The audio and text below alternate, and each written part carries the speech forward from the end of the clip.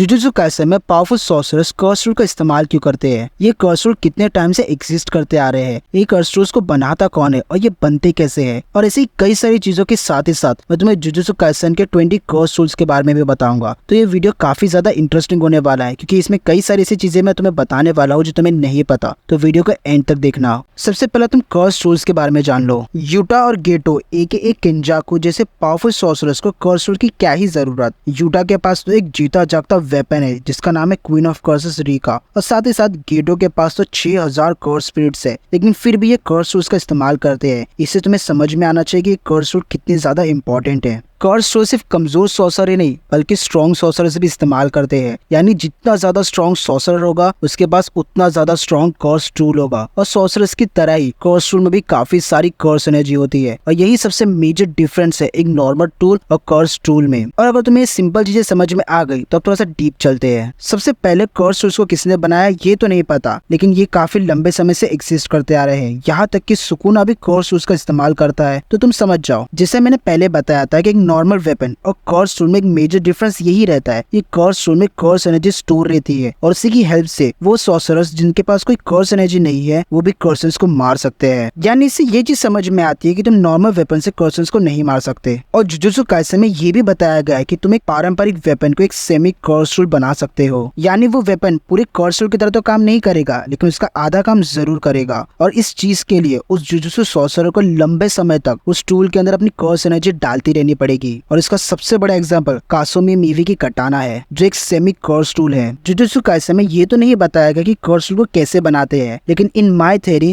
जब तुम उस कर्स टूल को बनाओ तभी तुम कर्स एनर्जी का इस्तेमाल करो। ये चीज गलत है या सही मुझे तो नहीं पता, लेकिन मुझे ऐसे ही लगता है। और तुम्हें क्या लगता है ये चीज तुम मुझे कमेंट करके जरूर बताना। और जुजुत्सु काइसेन में एक ऐसा बंदा है जो कर्स टूल्स को बनाता है, और शायद वो एक लौता है, और उसका नाम है जुजो कामिया। बाय द वे एक साइको है और लिटिल बिट स्ट्रॉन्ग भी, और ये सिर्फ कर्स टूल्स को नहीं बनाता है बाकी कई सारे गलत काम भी करता है, लेकिन इसे कर्स टूल बनाना काफी अच्छी तरीके से आता है। और यस, इसके अंदर high amount of curse energy है। और इस बंदे ने 2 मास्टरपीस बनाए हैं, पहला है ड्रैगन बोन और दूसरा है अलाइस। और सॉर्सरर्स की तरह ही कर्स टूल में भी ग्रेड्स होते हैं, और ये ग्रेड्स नॉर्मल से स्पेशल ग्रेड तक जाता है। और जो कर्स टूल जितना हाई ग्रेड का होगा वो उतना ज्यादा वैल्यूएबल और उतना ज्यादा एक्सपेंसिव होगा। और यस, ये कर्स टूल काफी ज्यादा डिमांडिंग है। इनका प्राइस लगभग 5 लाख येन से 5 मिलियन येन तक जा सकता है। और सच में मुझे ये चीज जरूर जानना है कि तुमको अगर कर्स टूल खरीदने का मौका मिले तो तुम कौन सा कर्स टूल खरीदोगे। जितने कर्स टूल अब तक बने हैं यानी एग्जिस्ट करते हैं वो सारे कर्स टूल टोक्यो जुजुत्सु हाई में रखे हुए हैं टेंजन के प्रोटेक्शन में। इस सारे कर्स टूल पर हक सिर्फ 3 बिग फैमिलीज का है। अगर तुम्हें बिग 3 फैमिलीज के बारे में नहीं पता तो मेरे इस वीडियो को देख लो, तुम्हें सब कुछ पता चल जाएगा। अब सारे 20 कर्स टूल्स के बारे में पता करते हैं। सबसे पहला है माकी का स्पेयर जिसे वो सबसे ज्यादा इस्तेमाल करती है। दूसरा है माकी के सनग्लासेस जिससे वो कर्सन्स को देख सकती है। तीसरा कर्स टूल मिगुल के पास है, उसकी ब्लैक रोब्स। और एक काफी ज्यादा इंटरेस्टिंग है कि मिगुल अपनी कर्स एनर्जी जितना ज्यादा इस्तेमाल करता है ये ब्लैक रोब्स उतनी ज्यादा जलने लगती है। चौथा है स्लटर डिमन जो इतादोरी ने फिंगर बीरियर के खिलाफ इस्तेमाल किया था। ये काफी बड़ा और शार्प डिगर है, लेकिन फिर भी इतादोरी की कुछ काम नहीं आया। 5वें नंबर पर है ननामी का प्राइम वेपन ब्लंट स्वॉर्ड जिसे ननामी ने कई बार इस्तेमाल किया है। 6 नंबर पर है कासुमी मिवा की कटाना, और जैसे मैंने पहले कहा था कि एक सेमी कर्स टूल है। 7 नंबर पर है योशिनोबु गाकुगांजी का इलेक्ट्रिक गिटार, और ये काफी ज्यादा इंटरेस्टिंग चीज है क्योंकि ये अपनी कर्स एनर्जी को साउंड वेव्स में कन्वर्ट करता है। 8 नंबर पर है हारुटा की हैंड स्वॉर्ड, और जैसे मैंने पहले बताया कि ये जूजो ने बनाई थी।